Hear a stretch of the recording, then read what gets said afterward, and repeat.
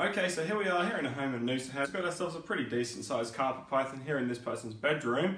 So at the moment it's sitting underneath the bedside table. So what I'm going to do is, I think I'm just going to go...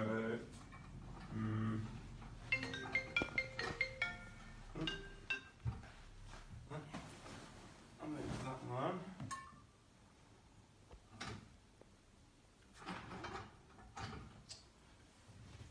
I need to just have this like lying over here for a second, if that's alright.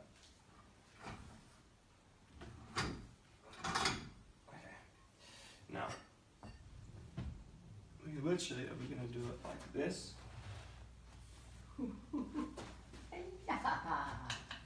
Beautiful, look at that. Come on, buddy. Whoa! Whoa! We didn't want him to go straight under there. There we go, guys. One carpet python in the bedroom. You can't go in my pants, buddy. Absolutely beautiful animal.